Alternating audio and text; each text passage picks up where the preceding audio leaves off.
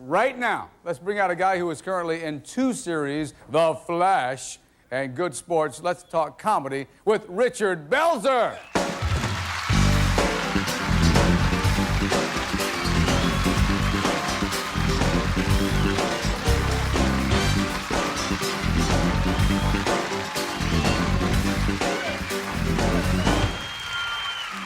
Yes. How you doing, man? This is the most comfortable show I've ever been on. Is it really? I mean, backstage, everyone's so nice. The chairs are nice. The food's great. Kevin took it all, but... The greatest staff in television, I want you to great, know. Really great. You got the... I need some staff like Rick's. Thank you. Okay.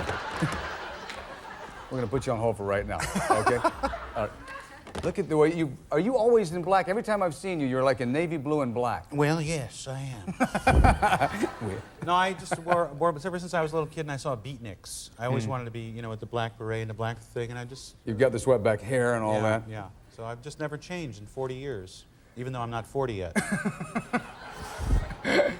You are the comics comic, and I wanted to tell you that in case anybody... Which comic is that? Well, many comics, believe me. And for you to put it together for as long as you have, there has to be something to keep it fresh for you all the time, Richard. Where do you go to get all the material that you put on? Well, fortunately, our government writes a lot of my material. Reagan wrote my best jokes for 8 years. Yeah. And I had to send him a check. It was getting out of hand. Now, I read about 10 newspapers a day. I'm constantly watching CNN, listening to the news, and, you know, just trying to suck in everything I can, pardon the expression. You like this past week, what hit you? Well, what hit me this week? Well, the thing you said about Schwarzkopf, he's going to be, I think he could run for president, Schwarzkopf, don't you? Oh, right now. First thing, I think we ought to make him a 5-star general, personally. Yes. Personally. He looks He like, and Colin Powell. Well, let's not push it, but maybe 6-star general. No, but I think he looks so much like Willard Scott. He could do the weather and the troop movements at the same time.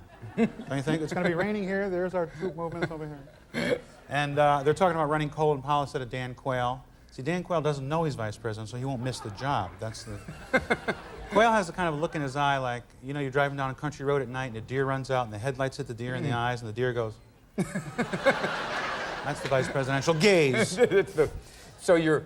What can you not do? What can I not do? Yeah, as dunk. far as I can't dunk. You can't dunk? But well, as far as comedy goes... Well, that's... then if I say it, people go, oh, you're right. No, there are certain obvious things that I would say homophobia, misogyny, things like that. Misogyny is hatred of women, for those of you that didn't go beyond the 8th grade.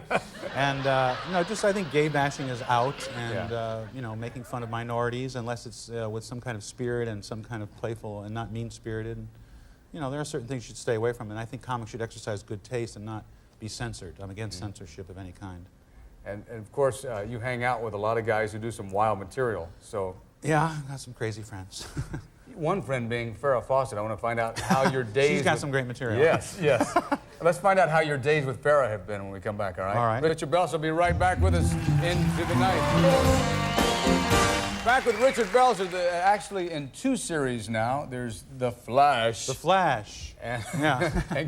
and Good Sports. Good Sports. Yes. Spending your days with Farrah Fawcett. Well, you know, it was interesting. One day I went to work, and there, you know, that hair, those eyes, that smile. Ryan O'Neal was in the... and then I met Farrah. But no, they're very nice people, and the show's a lot of fun to work. And I know there's a lot of rumors about the show, but... Well, anytime you work with your wife on a show, My wife? or actually your significant other, as they are, it's gotta be working on you a little bit. Well, actually, they're very affectionate on... I mean, he's very helpful to her, and they're very supportive of each other. And... I worked with my wife on a show one time, and you do that in front of people, Richard. Right. But come on, the cameras go down. Night. No, it's like, shut up, Julie, shut up. After that, no, you well, I don't sleep with them, so... I don't know what they do at home. I don't know. The character you play is a guy named Richard Belzer. Yeah, Richard Belzer. That's got to be a stretch. I had to go to acting school and learn how to play the bells. No, I was very flattered. They said, we want you to play yourself on the show. Yeah. And so I think we have a clip or a scene is, they're hosts of a comedy, they're hosts of a sports channel, and I'm on a comedy channel in the same complex. So one night, Ryan O'Neal and his boss are watching me, and I insulted them, and the boss pulls a gun on me. And I run off stage. And this is the next scene the next day with Ryan and me in the men's room at Yankee Stadium. No, at the station. Check it. Okay. A bad experience. It's fun. Let's follow up on that. Have you ever had, what is the worst thing that happened to you on stage? Can you think of any? Well, I was almost murdered once. Stop. No, you mean on a nightclub stage? No, I'm just kidding. On a TV show, I was almost killed. No, and one time I was on the stage at the Comedy Store in California. That's where we are now, right? And I said something to somebody in the audience, and somebody down front said to me, "Don't ever say that again." And I said, "Well, I'm not talking to you, babe." You know. And he said, "I don't care." And I just went on with my act. I said, "Yeah, sure, right." He said, Don't say that. Don't say that." So finally, he pulled me into the audience. And I figured, hey, I'm from the street. I can take care of myself. So I stood up. I'm ready to go. Then he grabbed me. He threw me on stage like I was a bag of potatoes.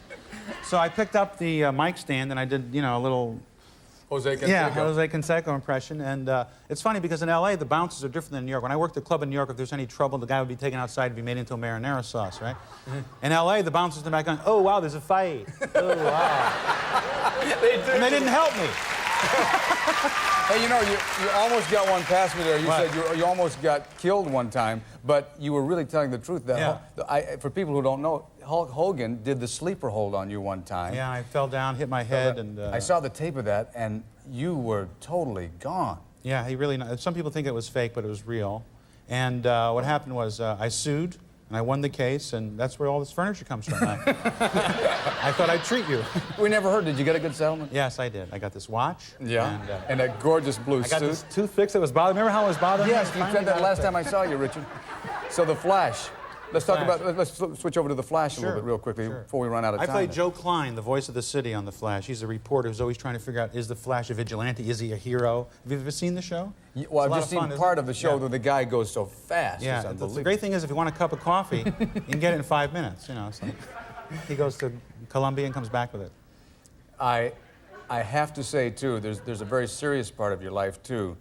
You're really into what you're going to be doing on Sunday evening. All right, yeah, I hope you come by. Sunday night at the Improv here in California in Santa Monica, the Santa Monica Improv, we're doing a benefit for Cancervi, which is an organization for cancer survivors. It's a support group for people who've had cancer, and sometimes you still have problems after the disease is over.